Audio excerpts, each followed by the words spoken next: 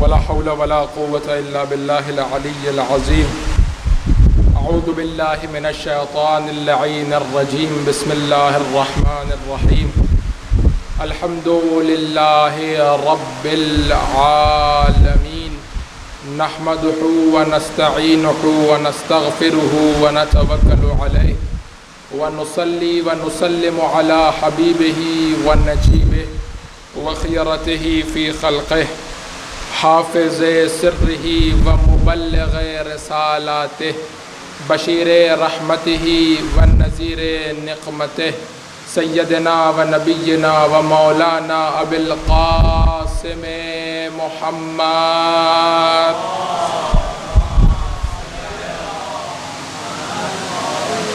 وعلى آلہ الأطیبین الأطہرین الأنجبین الہداة المہدیین المعصومین المکرمین المظلومین الذین اذهب اللہ عنہم الرجس وطہرہم تطہیرا.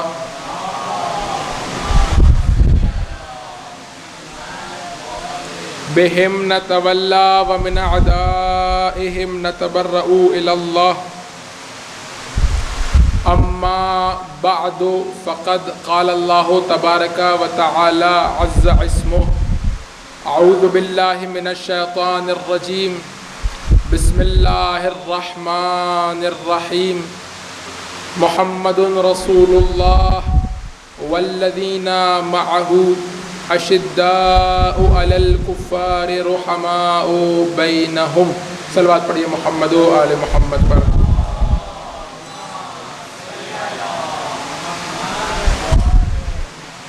عزیزان گرامی قدر، سب سے پہلے تو میں آپ سب کی خدمت میں معذرت خواہ ہوں کہ کچھ تاخیر کے ساتھ آپ کی خدمت میں حاضر ہو سکا، اور اس کی وجہ یقیناً آپ جانتے ہیں کہ کچھ ایسے معاملات ہیں کہ جو آخر وقت پر پیش آ جاتے ہیں، جس کے سبب مجھے گھر سے نکلنے میں کچھ تاخیر ہو گئی اور یہاں پہنچنے میں بھی تاخیر کا شکار ہوا. آپ سب سے معذرت خواہ ہوں کہ آپ کو انتظار کرنا پڑا. عزاداری نصرت امام کا پیش خیمہ، اس عنوان پر انشاءاللہ کچھ عرائض مقررہ وقت میں پیش کرنے کی کوشش کروں گا، اور مجھے اس بات کا اندازہ ہے کہ گرمی بہت شدید ہے اور آپ لوگوں کے لیے یہاں بیٹھنا ایک مشکل اور دشوار کام ہے، لیکن اس نیت کے ساتھ کہ پروردگار ہمارا یہاں بیٹھنا، ہماری گفتگو کرنا اور آپ کا گفتگو سننا اپنی عبادت قرار دے. ایک دفعہ صلوات پڑھیے محمد و آل محمد پر.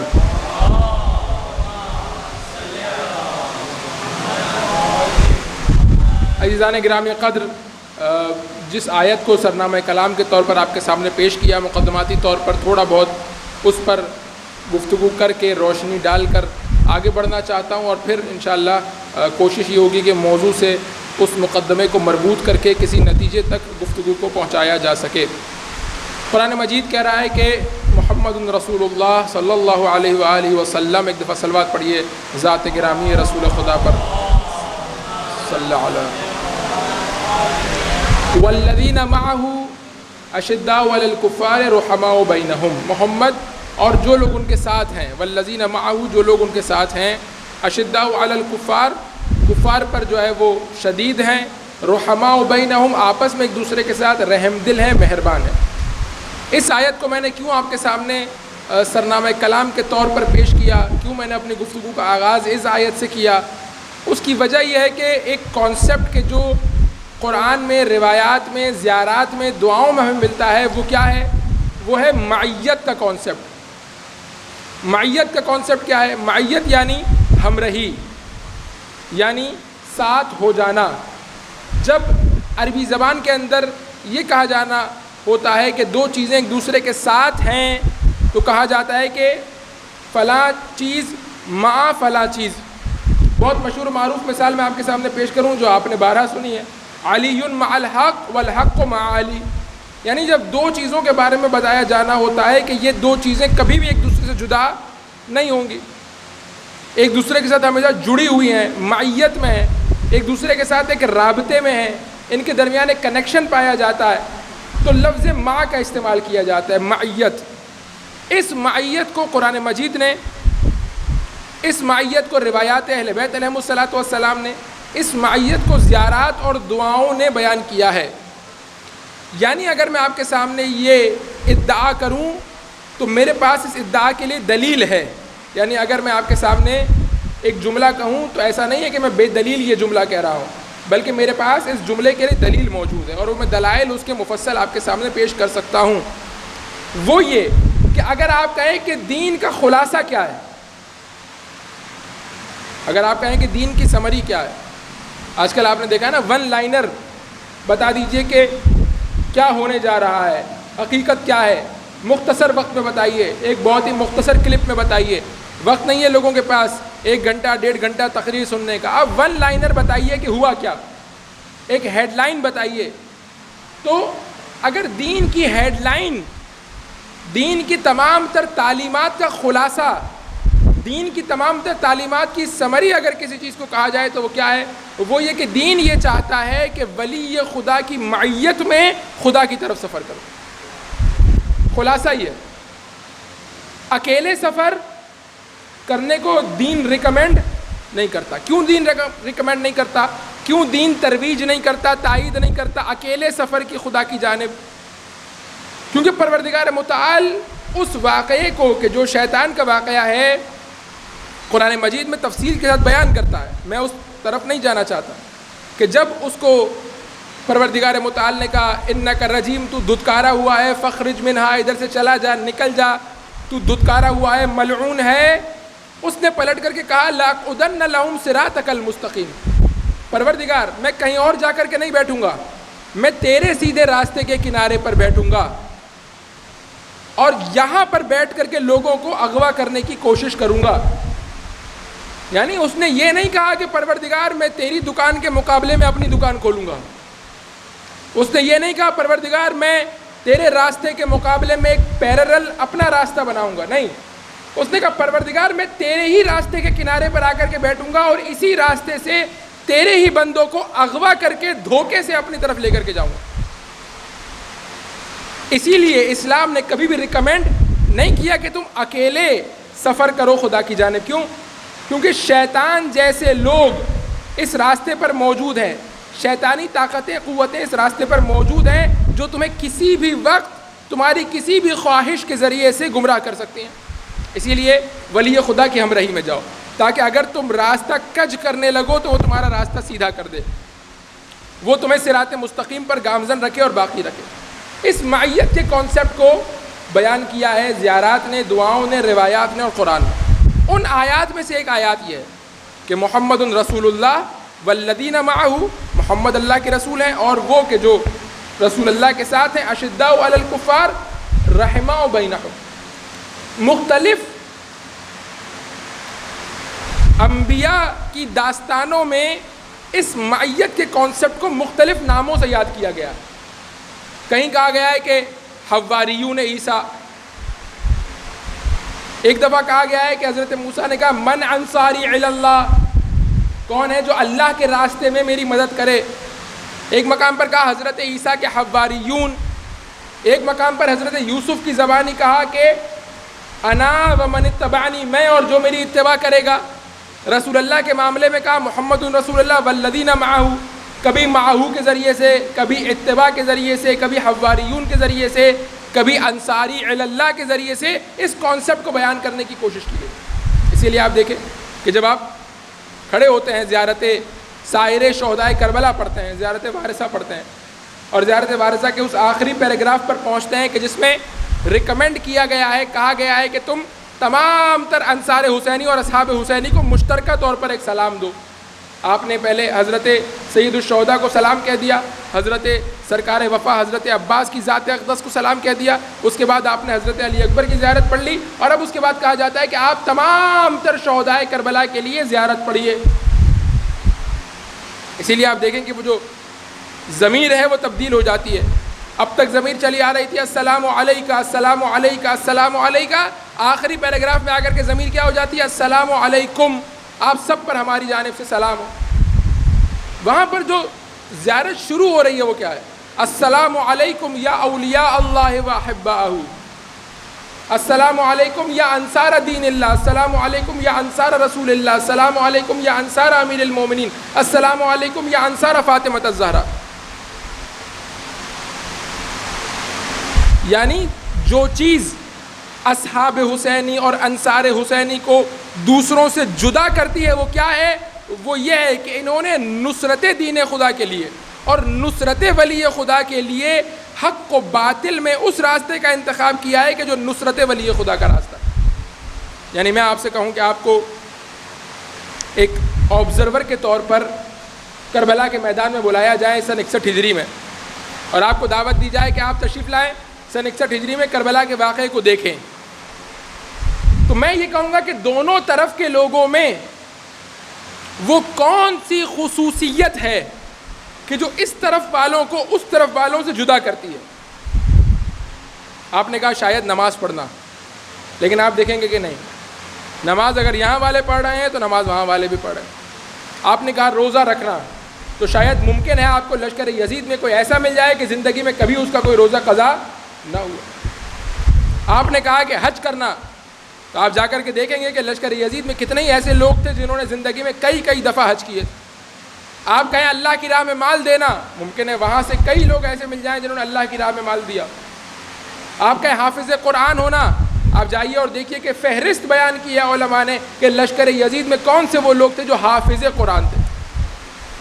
اس کا مطلب تمام تر خصوصیات۔ اچھا، یہاں پر میں ایک بات جس کو کہا جاتا ہے نا کہ ایک الارم کے طور پر اور ایک کوشن کے طور پر یہاں پر بیان کر دوں، جب ہم کہتے ہیں کہ دونوں طرف کے لوگ نماز پڑھ رہے تھے، جب ہم کہتے ہیں کہ دونوں طرف کے لوگ روزہ رکھ رہے تھے، جب ہم کہتے ہیں دونوں طرف کے لوگ حج کر رہے تھے، جب ہم کہتے ہیں دونوں طرف کے لوگ اللہ کی راہ میں پیسہ خرچ کر رہے تھے، جب ہم کہہ رہے ہیں دونوں طرف حافظ قرآن تھے، اس کا مطلب یہ نہیں ہے ہم یہ کہہ رہے ہیں دونوں طرف حافظ قرآن تھے، اس کا مطلب یہ نہیں ہے کہ دونوں برابر کے حافظ قرآن تھے، اس کا مطلب یہ نہیں کہ دونوں کی نمازیں برابر تھیں، نہیں، دونوں طرف نماز پڑھنے والے تھے، لیکن وہ نماز کی جو حسین کے ساتھ پڑھی جائے اور وہ نماز کی جو یزید کے لشکر میں پڑھی جائے اس میں زمین تا آسمان فرق ہے۔ دونوں طرف نمازی تھے لیکن دونوں کی نمازیں برابر نہیں تھیں۔ جس کی نماز اس کو حسین تک پہنچائے وہ نماز اور ہے، جس کی نماز یزید تک پہنچائے اس کی نماز اور ہے۔ وہ چونکہ ظاہری طور پر رکوع اور سجدہ اور قیام اور تشہد اور سلام پر مبنی ہے اس لیے اس کو نماز کہا جا رہا ہے، وگرنہ روح نماز چونکہ امام کی ذات ہے، روح روزہ چونکہ ولی خدا کی ذات ہے، روح عبادات چونکہ امامت ہے، اس لیے اگر کوئی عبادات انجام دے رہا ہے اور امامت سے غفلت کیے ہوئے تو اس کے ارکان کو تو عبادت کہا جا سکتا ہے لیکن روح عبادت سے آشنا نہیں ہے۔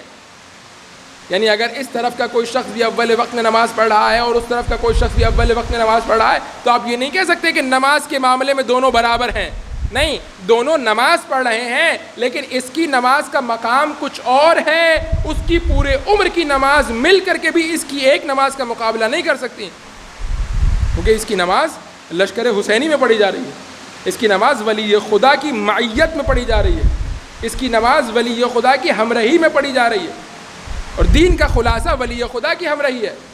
نماز، روزہ، حج، انفاق، حفظ قرآن سب کچھ اس وقت قابل ستائش ہے کہ جب ولی خدا کی معیت میں انجام پا رہا ہو۔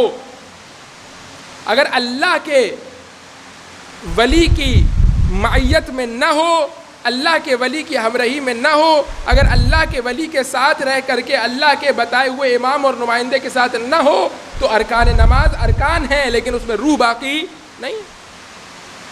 اب آپ کو بلایا جائے اور کہا جائے کہ آپ دیکھیں کہ دونوں طرف لشکر کھڑے ہوئے ہیں، آپ بتائیے کہ وہ کون سی خصوصیت ہے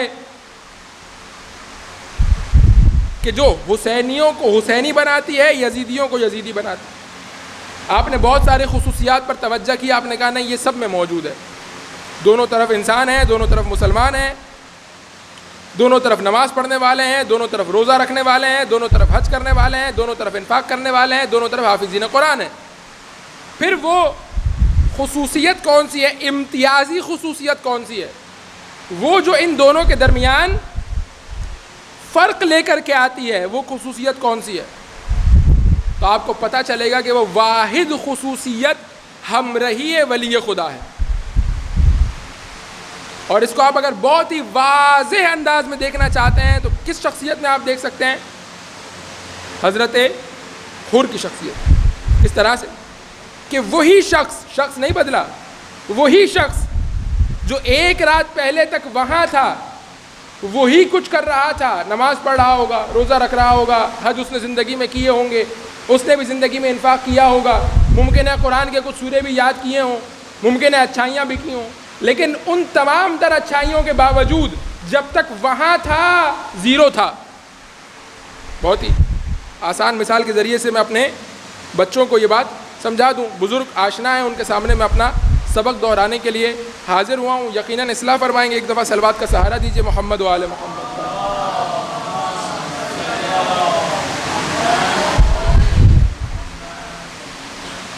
میں اپنے بچوں کے لیے صرف واضح کرنے کے لیے، آپ ایک صفحے پر کتنے ہی زیرو کیوں نہ لکھ دیجئے، آپ 2 0 4 0 5 0 8 0 10 0 12 0 لکھ دیجئے، 0 0 0 0 0 0۔ اس زیرو کی کوئی حیثیت ہے، کوئی ویلیو ہے؟ کوئی ویلیو۔ لیکن اگر آپ ایک عدد، ایک کا ہندسہ اٹھا کر کے اس تمام تر زیرو سے پہلے لگا دیں تب کیا ہوگا؟ یہ اگر 2 0 تھے تو 100 بن جائیں گے، اگر 3 0 تھے تو 1000 بن جائیں گے، اگر 4 تھے تو 10,000، 5 تھے تو 1 لاکھ، 6 ہیں تو 10 لاکھ، 7 ہیں تو 1 کروڑ۔ جتنے زیرو تھے ان تمام تر زیرو کو ارزش مل جائے گی، ان تمام تر زیرو کو ایک اہمیت مل جائے گی۔ اس سے پہلے کیا تھے؟ بے اہمیت تھے۔ امام کا اور ولی خدا کا کردار بھی ہماری عبادتوں میں یہی ہے۔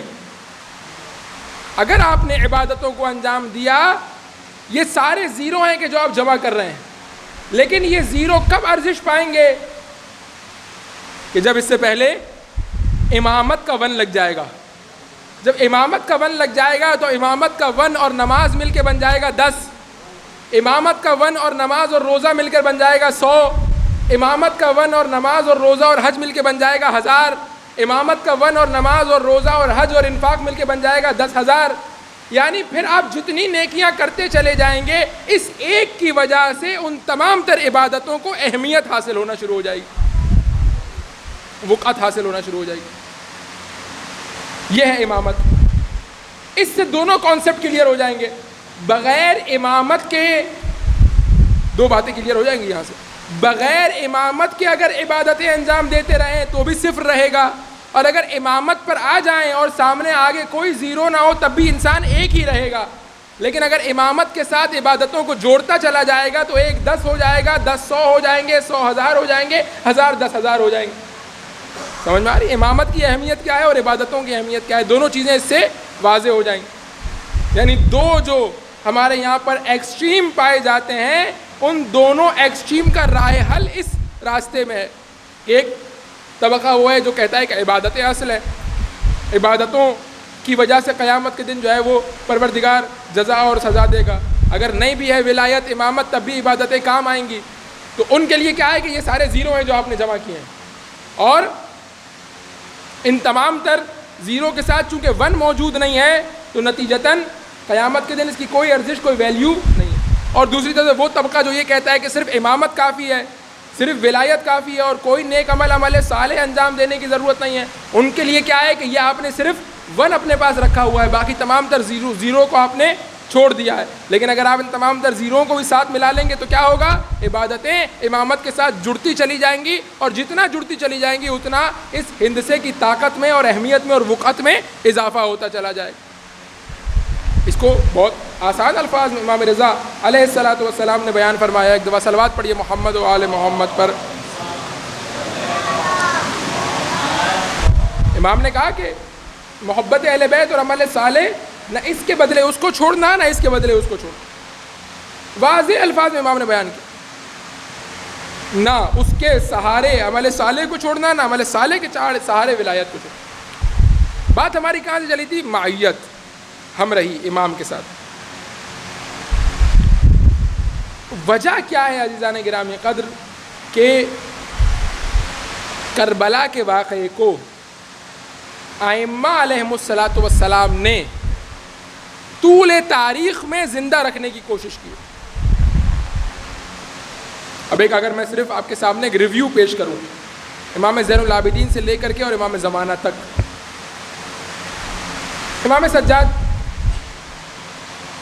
صلوات پڑھیے ذرا محمد و آل محمد.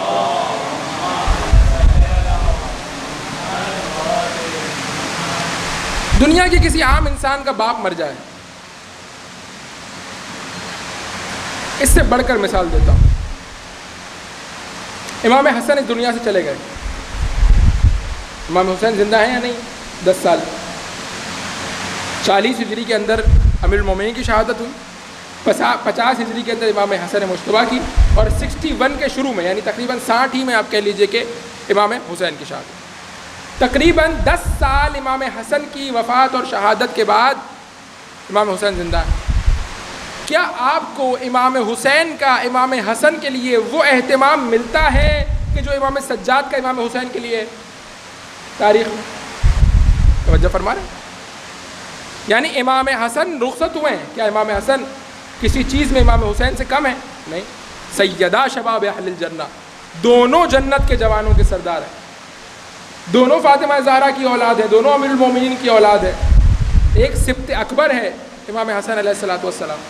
دونوں کو رسول اللہ نے کاندھوں پر بٹھایا ہے، دونوں کو رسول اللہ نے زبان ان کے دہن میں دی ہے، دونوں کے لیے رسول اللہ اونٹ بنے ہیں، دونوں کے لیے جنت کے لباس آئے ہیں. تمام تر فضائل آپ سنتے رہتے ہیں، دونوں برابر ہیں. لیکن امام حسن کی شہادت کے بعد 10 سال امام حسین زندہ ہیں، لیکن امام حسن کی برسی کے لیے، امام حسن کی عزاداری کے لیے، امام حسن پر گریہ کروانے کے لیے، اور مصائب بھی کم مصائب تو نہیں. آپ جانتے ہیں کس طرح سے آپ سنتے ہیں 28 سفر کے موقع پر کہ جگر کے ٹکڑے کٹ کٹ کے تشت میں آ رہے ہیں، اور اس کے بعد پھر جنازوں پر تیر کا برسایا جانا، اور اس کے بعد پھر جنت البقیع میں دفن نہ ہونے دینا. مظلومیت کم تو نہیں ہے. لیکن سید سجاد کا جو رویہ ہے، جو امام زین العابدین کا طریقہ کار ہے، وہ بہت مختلف ہے. اب میں یہاں پر منزل مصائب پر نہیں ہوں، لیکن میں ایک ریویو کی خاطر آپ کے سامنے پیش کرنا چاہتا ہوں تاکہ ہم محرم سے پہلے غور کریں کہ ہم محرم میں جو قدم رکھ رہے ہیں اس کا مقصد اور ہدف کیا ہے. امام سید سجاد، سامنے پانی آتا ہے وضو کے لیے، آنسو بہاتے ہیں. کوئی شادی پہ بلاتا ہے، آنسو بہاتے ہیں. بازار میں جاتے ہیں، گوشت دیکھتے ہیں، کسی جانور کو ذبح ہوا دیکھتے ہیں، آنسو بہاتے ہیں. غزہ سامنے لائی جاتی ہے، آنسو بہاتے ہیں. یعنی زندگی کے اندر گویا رچ بس گیا ہے عزائے سید الشہداء، غم سید الشہداء. وجہ کیا ہے؟ وجہ کیا ہے؟ وہ سبب کیا ہے کہ جس کی وجہ سے امام سید سجاد اپنی زندگی کے اندر 35 ایئر زندہ رہے کربلا کے بعد. 60 ہجری 61 ہجری کے اندر اگر امام حسین کی شہادت ہوئی ہے تو 35 سال 95 کے اندر جا کر کے امام سید سجاد کی شہادت ہوئی. 35 برس تک کسی نے آ کر کے کہا کب تک روئیے گا؟ کیا جواب دیا؟ تو نے انصاف نہیں کیا. یعقوب کا ایک بیٹا تھا، باقیہ باقی تھے. ایک بیٹا اپنی آنکھوں سے اوجھل ہو گیا تھا، پتہ ہے زندہ ہے لیکن پھر بھی آنسو بہائے. میرے 18 یوسف. مستقل آپ دیکھیں گے جب کوئی آ رہا ہے شادی کے لیے بلانے آ رہے ہیں، مولا میرے گھر پہ شادی، آپ شرکت کریں گے؟ امام نے کہا اگر شادی سے پہلے ہمارے جد کا تذکرہ کرو گے ہم اپنے جد کے تذکرے پہ آئیں گے. راوی کہتا ہے میں نے اپنے گھر پہ مجلس کا اہتمام کیا، شادی سے پہلے مولا تشریف لائے. بازاروں میں جا رہے ہیں لوگ، اپنے جانوروں پر پردہ ڈال رہے ہیں. پانی لایا جا رہا ہے. غلام اور کنیز کہتے ہیں امام کے کہ ہم گھبراتے تھے کہ پانی کیسے لے کر کے جائے وضو کے لیے، کہ جب بھی ہم پانی لے کر کے جائیں گے سید سجاد آنسو بہائیں. اور آگے بڑھیے، ماں باقر کے زمانے میں آئیے. ماں باقر کے زمانے میں آپ امام اس دنیا سے تشریف لے جا رہے ہیں، اس دنیا سے جا رہے ہیں. امام باقر وصیت کر رہے ہیں امام صادق کو کہ بیٹا میرے مال میں سے یک ثلث، روایت کے مطابق 1/3 مال میری جائیداد اور ملکیت میں سے. روایات میں اختلاف ہے شاید ارقام کے اندر، جہاں تک مجھے یاد آ رہا ہے یک ثلث کی بات ہے. 1/3 مال جو ہے وہ میرے اموال میں سے اس کو الگ کر دینا، اور منا کے میدان میں یعنی حج کے بعد منا کے میدان میں ہمارے جد سید الشہداء کے لیے عزا برپا کرنا. دیکھیں اہتمام، یعنی امام جاتے ہوئے اپنے مال میں سے ایک مال کو اختصاص دے کر کے جا رہا ہے عزائے سید الشہداء کے لیے. اور کہاں پر کرنا؟ گھر میں نہیں، مدینہ میں نہیں، منا کے میدان میں جہاں سارے حاجی جمع ہو جاتے ہیں. کیونکہ حاجی آپ جانتے ہیں کہ مکہ میں ہیں تو بکھرے ہوئے ہیں، مدینہ میں ہیں تو بکھرے ہوئے ہیں، عرفات میں آئے ہیں تو وقت نہیں ہے، ایک ظہر سے لے کر کے غروب آفتاب تک وہاں ٹھہرنا ہے، مزدلفہ میں آئیں گے تو ایک فجر سے لے کر طلوع آفتاب تک ٹھہرنا ہے. لیکن اب منا میں آ گئے، سب ایک میدان میں ہیں اور 3 دن ٹھہرنا ہے، یعنی سب آپس میں کنیکٹ ہو جائیں گے منا کے میدان میں آ کر کے، سب ایک میدان میں. اس میدان میں جہاں سب نے خیمے لگائے ہوئے ہیں وہاں پر ہمارے جد حسین ابن علی کے لیے عزا کا اہتمام کرنا. اور آگے بڑھیے، امام رضا فرماتے ہیں کہ میرے والد امام کاظم علیہ الصلاۃ والسلام، صلوات پڑھیے محمد و آل محمد پر، کہا کہ ہم محرم کا چاند دیکھ کر کے پتہ نہیں لگاتے تھے کہ محرم شروع ہو گیا ہے، ہم اپنے بابا کے چہرے کو دیکھ کر پتہ لگا لیتے تھے کہ محرم شروع ہو گیا. لم یرا ضاحکا، یہ روایت کا جملہ ہے. امام رضا فرماتے ہیں کہ ہم نے کبھی اپنے بابا کو ہنستے ہوئے محرم کے مہینے میں، اور کہا کہ جیسے جیسے محرم کا مہینہ گزرتا چاہتا تھا اور عاشورہ کے دن قریب آنے لگتے تھے، ہمارے بابا کی غم کی شدت میں اضافہ ہوتا چلا جاتا تھا. امام رضا کے سیرت میں آپ آ کر کے دیکھیے، مشہور و معروف روایت ریان ابن شبیب سے جو ارشاد فرمائی، جو آپ سنتے ہیں پہلی محرم کو، ابن شبیب ان کنت باکیا لشیء فابکی للحسین، جب بھی کسی بھی چیز پر رونا آئے حسین پر رونا، جس بھی چیز پر رونا ہے، تمہارا اپنا کوئی مر جائے، رخصت ہو جائے، ماں مر جائے، باپ مر جائے، بھائی دنیا سے چلا جائے، دوست کا انتقال ہو جائے، کچھ بھی ہو جائے، آنسو بہانا چاہو آنسو بہاؤ حسین کے نام پر. یعنی اب توجہ فرمائیے گا اس بات پر، یہ نہیں کہا، یعنی میں اگر آپ کے سامنے ذرا ایک تشریح کروں اس روایت کی تو یہ نہیں کہا مثال کے طور پر کہ اپنا غم بھول جاؤ اور حسین کے غم پر رو، نہیں. ان کنت باکیا لشیء، تمہارا دل ٹوٹا ہے ماں کے مرنے کی وجہ سے، آنکھوں میں آنسو حسین کی وجہ سے نہیں آئے، آنکھوں میں آنسو آئے ہیں ماں کی وفات کی وجہ سے، آنکھوں میں آنسو آئے ہیں باپ کے گزر جانے کی وجہ سے، آنکھوں میں آنسو آئے ہیں بھائی کے رخصت ہو جانے کی وجہ سے. لیکن جیسے ہی آنسو آئے تو ماں مت کہنا، زبان سے یا حسین کہنا. یعنی ان کنت باکیا لشیء، تو یہ نہیں کہا کہ مت رو، نہیں، اگر رونا چاہو تو اپنے اس رونے کو ڈائیورٹ کرو حسین ابن علی کی طرف. جیسے ہی بکا بلند ہو تو اب یہ چونکہ دل ٹوٹا ہے ماں کی وجہ سے، لیکن بکا جب لبوں پر آئے تو بکا حسین کے نام پر آئے. میں مختصر کرتا ہوں، ساری چیزوں کو آپ چھوڑ دیجئے، آ جائیے امام زمانہ جب ظہور فرمائیں گے، تاکہ سارا عالم ان کا انتظار کر رہا ہوگا، سارا عالم ان کا انتظار منتظر ہوگا کہ وہ مسیحا، وہ سیویئر، وہ نجات دہندہ کب آئے گا. کہ امام زمانہ جب تشریف لائیں گے کعبے کی دیوار سے پشت لگا کر کے اپنے آنے کا اعلان کریں گے. کیا کہیں گے؟ میں مہدی موعود، مہدی برحق ہوں. کون مہدی؟ رسول اللہ کا بیٹا نہیں، امام علی کا بیٹا نہیں، فاطمہ زہرا کا فرزند نہیں، بلکہ کیا کہیں گے؟ الا یا اہل عالم، اے دنیا والو، ان جدی الحسین قتلہ عطشانا، میرے جد حسین ہیں کہ جن کو پیاسا مار دیا گیا. یعنی آپ دیکھیے کہ ایک عظیم نہضت ہے جو شروع ہو رہی ہے کربلا کے میدان کے بعد امام زمانہ کی صورت میں. قائم آل محمد جن کا انتظار کیا گیا، امام صادق فرماتے ہیں لوجدتہ، اگر میں ان کو پا لیتا تو میں اپنی پوری عمر قائم آل محمد کی خدمت میں گزار دیتا. کون کہہ رہا ہے؟ امام صادق جو اپنے مقام پر امامت کی منزلت پر فائز ہے، وہ کہہ رہے ہیں کہ یہ ہمارا جب آخری آئے گا، قائم آئے گا، اور دنیا کو عدل و انصاف سے بھر دے گا، دنیا میں پرچم حق لہرائے گا ان کے ذریعے سے. یظہرہ علی الدین کلہ، جو اللہ کا ہدف اور مقصد اور غایت ہے وہ مکمل اور پورا ہو جائے گا. وہ آ رہا ہے، وہ آنے کے بعد یہ نہیں کہہ رہا میرا آگے کا پلان کیا ہے، میں کیا کرنا چاہتا ہوں، میں کہاں سے شروع کروں گا، قیام کہاں سے شروع ہوگا، دارالحکومت کیا ہوگا. نہیں، پہلا جملہ کیا ہے؟ الا یا اہل عالم ان جدی الحسین قتلہ عطشانا، میرا جد حسین ہے جس کو پیاسا مار دیا گیا.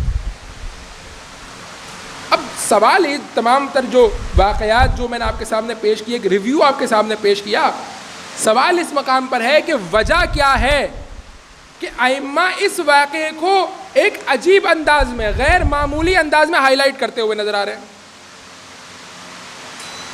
وجہ یہ ہے عزیزان گرامی قدر کہ کربلا کے اندر وہ طاقت اور وہ قوت موجود ہے کہ وہ لوگ کہ جو نماز پڑھ رہے ہیں لیکن ان کی نماز صفر ہے، وہ لوگ کہ جو روزہ رکھ رہے ہیں لیکن ان کا روزہ صفر ہے، وہ لوگ کہ جو حج کر رہے ہیں لیکن ان کا حج صفر ہے، وہ لوگ کہ جو انفاق کر رہے ہیں لیکن ان کا انفاق صفر ہے، وہ لوگ کہ جو حافظین قرآن ہیں لیکن ان کا حفظ قرآن صفر ہے. کربلا کے اندر یہ طاقت موجود ہے کہ کربلا ان کے تمام تر صفر سے پہلے ایک بن کر ان کے تمام تر صفر کو وقعت اور اہمیت عطا کر سکتی ہے. یہ وہ معیت. اسی لیے آپ دیکھیے کہ روز عاشور ہے، غم کا دن ہے. کس طرح سے روایات نے عاشورہ کے دن کو بیان کیا؟ کہا کہ پا برہنہ ہو، پیروں میں چپلے نہ ہو. اور اب یعنی واقعاً یہ موضوع گفتگو ہے کہ دین کتنی تاکید کرتا ہے ظاہری حلیے کی.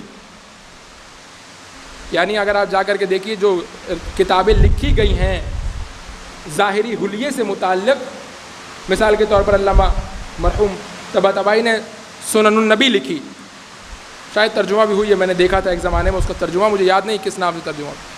سنن النبی، جس میں نبی کیسے زندگی گزارتے تھے، ان کا لباس کیسا تھا، ان کا روز مرہ کا انداز کیسا تھا زندگی گزارنے کا، ساری روایات ایک جگہ جمع کی ہیں سنن النبی کے نام سے. کتاب لکھی تھی، اردو میں ترجمہ میں نے دیکھا ضرور ہے لیکن مجھے یاد نہیں ہے کہ کس نام سے، غالباً جامع تعلیمات اسلامی نے چھپوایا تھا. ظاہری حلیے پر کتنی توجہ ہے اسلام کی. اسلام کہتا ہے لباس پرانا ہو، پھٹا ہوا ہو، پیوند لگا ہوا ہو، لیکن گندا نہ ہو. اسلام کہتا ہے کہ گریبان تمہارا چاک نہ ہو. ارے اسلام ایک ایک چیز کے آداب بیان کرتا ہے، لیکن یہی دین آ کر کے کہتا ہے اگر عاشورہ کا دن آ جائے پا برہنہ ہو جاؤ، آستینوں کو چڑھا لو، گریبان کو چاک کر لو، بالوں میں کنگھی نہ کرو، اپنے چہرے کو اس طرح سے کہ جس طرح عام دنوں میں دھوتے ہو، اس کی تزئین و آرائش کا انتظام کرتے ہو، اس طرح سے آرائش کا انتظام نہ کرو، زینت نہ کرو، خوشبو نہ لگاؤ، بال بکھرے ہوئے ہوں تمہارے، پا برہنہ ہو، آستینیں چڑھی ہوئی ہوں. وجہ کیا ہے؟ وجہ یہ کہ غم کا دن ہے. غم کی شدت کا تمہارے عادات و اطوار سے پتہ چلنا چاہیے. حتیٰ وہ اسلام جو کہتا ہے کہ کلام سے پہلے سلام ہونا چاہیے، السلام قبل الکلام، جو سلام کے جواب دینے کو واجب قرار دیتا ہے، سلام کرنے کو مستحب تاکیدی قرار دیتا ہے، وہ کہتا ہے عاشورہ کے دن سلام نہیں کرو. دیکھیں کیا کہو، اعظم اللہ اجورنا و اجورکم بمصاب الحسین علیہ السلام. یہاں تک تو بات سمجھ میں آتی ہے، لیکن دین یہ کہتا ہے، امام یہ تعلیم فرما رہے ہیں کہ عاشورہ کا دن ہے، غم میں ہو، ماتم کر رہے ہو، ایک دوسرے کو پرسہ اور تعزیت دے رہے ہو، پا برہنہ ہو، گریبان چاک ہے، بال بکھرے ہوئے ہیں، آستینیں چڑھی ہوئی ہیں، لیکن اس کے باوجود جب ملو تو اس ایک جملے پر اکتفا نہ کرو، اعظم اللہ اجورنا و اجورکم بمصاب الحسین علیہ السلام، اس ایک جملے پر اکتفا نہیں کرو، بلکہ فوراً اس کے بعد کہو وجعلنا، پروردگار تو ہمیں قرار دے اس حضرت حجت کے ساتھ کہ ہم اس حجت کے ساتھ مل کر کے حسین ابن علی کے خون کا انتقام لے سکیں. وجعلنا مع صارعی مع امام المہدی، ہمیں قرار دے ان لوگوں میں سے کہ جو، یعنی عاشورہ کے دن بھی غم کی شدت کے باوجود، نوحہ اور ماتم کے باوجود، گریبان چاک ہونے کے باوجود، آستینوں کے چڑھے ہونے کے باوجود، بالوں کے بکھرے ہونے کے باوجود بھی تمہارا رابطہ اپنے زمانے کے امام سے نہ ٹوٹے. یعنی تعزیت دینے کے بعد فوراً ایک دوسرے کو دعا دو. وہی اسلام جو کہہ رہا ہے سلامتی کی دعا مت دو ایک دوسرے کو. السلام علیکم کیا ہے؟ سلامتی کی دعا. سلامتی کی دعا مت دو، لیکن تعزیت کے بعد فوراً دعا دو کہ خدا مجھے بھی اور تجھے بھی زمانے کی حجت کے لشکر میں شامل کرے تاکہ ہم اس کے ساتھ مل کے حسین کے خون کا انتقام لے سکیں. یعنی یہ کنیکشن. زیارت عاشورہ پڑھ رہے ہیں، عاشورہ کا دن ہے، کربلا میں کھڑے ہوئے ہیں، سامنے حسین کا روزہ ہے. کیا غم کی شدت ہے، کیا حزن کی کیفیت ہے، لیکن اس کے باوجود زیارت عاشورہ پڑھتے پڑھتے ایک مقام پر پہنچو، مع امام ظاہر،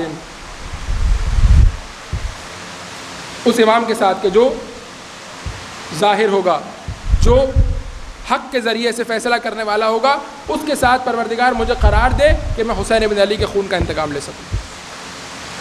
ناطقا بالحق، اس کے ساتھ مجھے قرار دے کہ میں اس کے ساتھ انتقام لے سکوں حسین بن علی کا. مع امام ظاہر ناطقا بالحق. وجہ کیا ہے؟ عاشورہ کا دن ہے، حسین کی شہادت کا دن ہے، کربلا میں کھڑے ہوئے ہو، زیارت عاشورہ امام تعلیم فرما رہے ہیں، حسین کا روزہ سامنے ہے، غم کی شدت ہے، حزن کی کیفیت ہے، لیکن اس کے باوجود بھی زیارت عاشورہ پڑھتے پڑھتے اپنے آپ کو کنیکٹ کرو اپنے زمانے کے امام کی حجت کے ساتھ، اپنے زمانے کے امام کے ساتھ، اپنے زمانے کی حجت کے ساتھ کنیکٹ کرو اپنے آپ کو، جوڑو اپنے آپ کو. کیوں؟ کیونکہ کربلا کے اندر یہ طاقت ہے کہ کربلا تمہیں تمہارے امام کے ساتھ کھڑا کر سکتی ہے. جس طرح کربلا ہر کو اس کے زمانے کے امام کے ساتھ کھڑا کر سکتی ہے، اسی طرح کربلا تمہیں تمہارے امام کے ساتھ کھڑا کر سکتی ہے. کربلا کے اندر یہ طاقت، کربلا کے اندر یہ قوت ہے. اس قوت کو، اس پوٹینشیل کو کہ جس کے اندر موجود تھا، اس پوٹینشیل کو استعمال کرنے کی اور اس کو بروئے کار لانے کی اور اس کے ذریعے سے ہر زمانے کے لوگوں کو اپنے زمانے کے امام سے جوڑے رکھنے کی کوشش کی ہے ائمہ اطہار علیہ الصلوۃ والسلام نے عزاداری سید الشہداء کے ذریعے. یعنی عزاداری کا ہدف کیا ہے، عزاداری کا مقصد کیا ہے؟ عزاداری کا مقصد اور عزاداری کا ہدف صرف اور صرف یہ ہے کہ تمہیں تمہارے زمانے کے امام کے لشکر میں لا کر کے کھڑا کر دے. پھر اگر تھوڑا بہت گناہگار بھی ہو تو چلے گا، جان بوجھ کر کے گناہ کرنے کی بات نہیں ہو رہی، لیکن اگر انسان غلطی سے معصیت کر بیٹھتا ہے، معافی مانگے، استغفار کرے، معاف ہو جائے. لیکن اگر اپنے معصوم بھی ہو، اگر کوئی خطا بھی نہیں کی زندگی میں اور اپنے زمانے کے امام کے لشکر میں نہیں کھڑے ہوئے، تمہاری ذات پر کراس ہے کربلا کی جانب سے. لیکن اگر اپنے زمانے کے امام کے لشکر میں ہو، کوئی گناہ بھی ہو گیا، اگر کوئی نماز قضا بھی ہو گئی ہے، قضا کر لو، توبہ کر لو، استغفار کر لو. کوئی روزہ قضا ہو گیا، قضا کر لو، توبہ کر لو، استغفار کر لو. حج آج تک نہیں کیا، مستطیع تھے، اب چلے جاؤ. خمس ادا نہیں کیا، اب ادا کر دو. ہر چیز ریفنڈیبل ہے، ہر گڑھے کو پر کیا جا سکتا ہے، معصیت کے ہر گڑھے کو پر کیا جا سکتا ہے. لیکن اگر ولی خدا کے ساتھ نہیں ہو اور سارے گڑھے بھرے ہوئے بھی ہیں تب بھی کچھ بھی نہیں. کربلا یعنی معیت امام والذین معہ، اس منزلت پر آ جاؤ کہ امام کی معیت میں آ جاؤ، امام کے ساتھ اس کی اتباع کرنے والوں میں آ جاؤ. آپ دیکھتے ہیں نا کہ جب سیاسی حوالے سے کہہ لیجئے کہ ممکن ہے کہ کوئی فلاں پارٹی کا ہو سکتا ہے کوئی فلاں پارٹی کا ہو، لیکن ہر پارٹی کے اندر کچھ لوگ ایسے ہوتے ہیں جو بہت زیادہ فعال ہوتے ہیں، ایکٹیو ہوتے ہیں، آگے آگے بڑھ چڑھ کے کام کر رہے ہوتے ہیں، ہر جلسے میں جا رہے ہیں، ہر جلوس میں جا رہے ہیں، ہر ریلی میں جا رہے ہیں. کچھ لوگ ایسے ہوتے ہیں جو ذرا سائلنٹ سپورٹر ہوتے ہیں، گھر میں بیٹھتے ہیں لیکن سپورٹ کرتے ہیں، کہیں دعوت میں بیٹھ گئے تو سپورٹ کر دیا، کہیں کھانے پہ بیٹھ گئے تو سپورٹ کر دیا. لیکن ان دونوں کے عمل میں فرق ہوتا ہے، لیکن کہلایا کیا جاتا ہے کہ یہ سب ایک پارٹی کے ہیں. کوئی آگے بڑھ کے بہت شدت سے کام کر رہا ہے, کوئی سائلنٹ سپورٹر ہے, لیکن سب ہیں اسی پارٹی کے, سب ہیں اسی لیڈر کے ماننے والے. کربلا یعنی کیا؟ کربلا یعنی یہ کہ تم اپنے زمانے کے امام کے لشکر میں آ جاؤ. ہاں, اب اس میں ہر ایک سے یہ تقاضا نہیں ہے کہ ہر ایک صف اول میں جا کر کے کھڑا ہو جائے, نہیں, ہر بندہ اپنی صلاحیت کے حساب سے جو کام کر سکتا ہے وہ کرے, لیکن تمہارا اوور آل جو تمہاری پارٹی ہونی چاہیے وہ امام زمانہ کی پارٹی ہو. اپنے زمانے کے امام کے لشکر میں شامل ہو جاؤ, اس میں کھڑے ہو جاؤ, اس لشکر کی سیاہی بن جاؤ. پھر اس کے بعد اگر کوئی کمی کوتاہی کاستی کہیں رہ جاتی ہے, کوئی خلا رہ جاتا ہے, تو وہ خود پر کرنے کی کوشش کرو. بقیہ بفضل خدا ہم تمہاری مدد کریں گے کہ تم اس کو پر کر سکو. لیکن اصل اور بنیادی نقطہ کیا ہے؟ بنیادی اور اصل نقطہ یہ ہے کہ نصرت امام کے لیے خود بھی تیار ہو جاؤ, اور اپنے گھر والوں کو, اپنے بچوں کو, اپنی اولاد کو, اپنے دوستوں کو, احباب کو, رشتہ داروں کو, اقربا کو تیار کرو. یہ ہے کربلا, یہ ہے کربلا. اب آپ اس سارے سینیریو کے اندر آ جائیے گفتگو کے نتیجے کے اوپر. عزاداری, سوال ہے نا, عزاداری میں کیا ہونا چاہیے, کیا نہیں ہونا چاہیے. ہر وہ کام کہ جو عزاداری میں عزاداروں کو امام زمانہ سے قریب کرے اور ان کے لشکر میں شامل کرے وہ مجاز ہے. ہر وہ ماتم کرو, پوری رات ماتم کرو, لیکن اس ماتم میں نصرت امام زمانہ کا جذبہ ہونا چاہیے.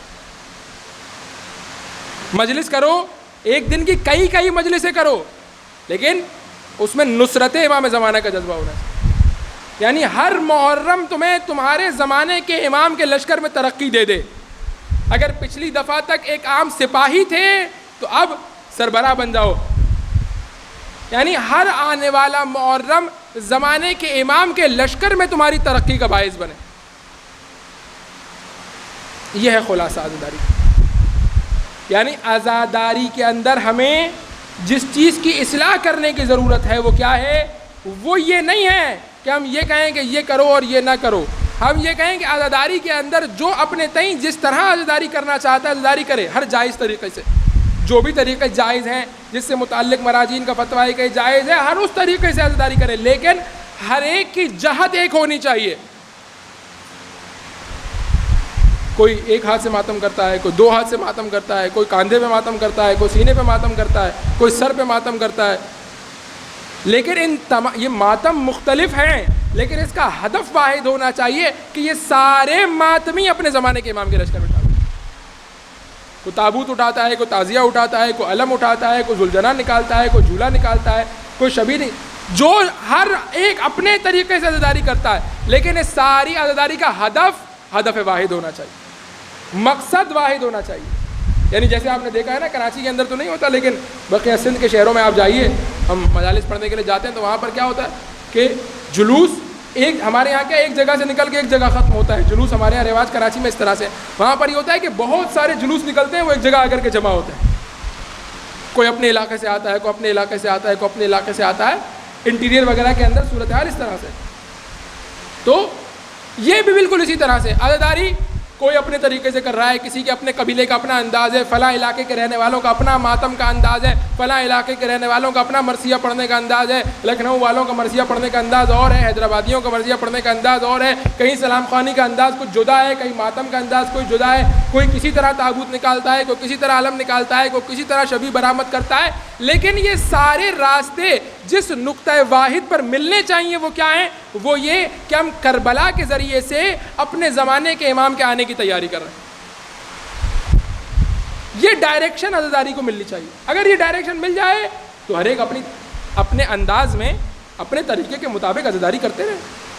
کوئی ایک حجت نہیں ہے ہمارے نزدیک کہ نہیں اسی طرح عزاداری ہونی چاہیے. نہیں, ایران والے اپنے انداز سے کرتے ہیں, عراق والے اپنے انداز سے کرتے ہیں, عرب ممالک اپنے انداز سے کرتے ہیں, ہندوستان پاکستان کے رہنے والے اپنے انداز سے عزاداری کرتے ہیں.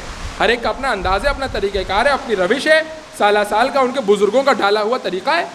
لیکن ایرانی, عراقی, عرب, پاکستانی, یورپ کا رہنے والا, امریکہ, سب عزاداری کریں اپنے اپنے انداز میں. لیکن اس عزاداری کا نقطۂ مشترکہ کیا ہونا چاہیے؟ ہر ایک اپنے اپنے انداز سے عزاداری کر کے اپنے علاقے کے لوگوں کو لشکر امام تک لے آئے. یہ وہ نقطۂ مشترک اور نقطۂ واحد ہے کہ جس پر عزاداری کو متحد ہونا چاہیے. یعنی وحدت در حال کثرت. کثرات ہیں، الگ الگ طریقے ہیں، لیکن وحدت کیا ہے؟ نقطۂ اشتراک کیا ہے؟ سارے کے سارے راستے اس ایک نقطے پر آ کر کے جمع ہو جائیں، اس ایک نقطے پر آ کر کے مشترکہ طور پر یہ اعلان کریں کہ ہم سب اپنے طریقوں کے اختلاف کے باوجود بھی امام زمانہ کے لشکر میں ہیں. تو یہ عزیزان گرامی قدر آج کی گفتگو کا خلاصہ تھا. میرا وقت بھی مکمل ہو گیا. پروردگار متعال سے دعا کرتے ہیں کہ پروردگار ہمارا یہاں پر گفتگو کرنا، آپ کا گفتگو سننا اپنی عبادت قرار دے. ہم سب کو صحیح معنی میں عزاداری سید الشہداء کا انعقاد کر کے اس عزاداری کو امام زمانہ کے لشکر سے متصل کرنے کی توفیق عطا فرما. پروردگار تجھے واسطہ محمد و آل محمد کا، محبت اہل بیت علیہم الصلاۃ والسلام، عزاداری سید الشہداء علیہ الصلاۃ والسلام، انتظار امام زمانہ کو ہماری آئندہ آنے والی نسلوں میں قائم و دائم فرما. پروردگار ہمیں کوئی غم نہ دے سوائے غم حسین کے. پروردگار جو مومنین دعائیں حاجتیں لے آئے ہیں ان کی دعاؤں کو، حاجتوں کو اپنی بارگاہ میں مستجاب فرما. پروردگار اسلام و مسلمین کو فتح و نصرت عطا فرما. فلسطین کے مظلوموں کی مدد و نصرت فرما. ظالمین مستکبرین کو نیست و نابود فرما. مراجین کرام علماء اعظام مقام معظم رہبری کا سایہ دراز فرما. پروردگار تجھے واسطہ محمد و آل محمد کا امام عصر والزمان کے ظہور میں تعجیل فرما. ہم سب کو حضرت کے آوان و انصار میں شمار فرما. ایک مرتبہ سورہ مبارکہ الحمد اور 3 دفعہ سورہ اخلاص کی تلاوت فرما دیجئے. ساجدہ خاتون بنت محمد شریف سید امیر حسن ابن سید کاظم حسین کے ایصال ثواب کے لیے.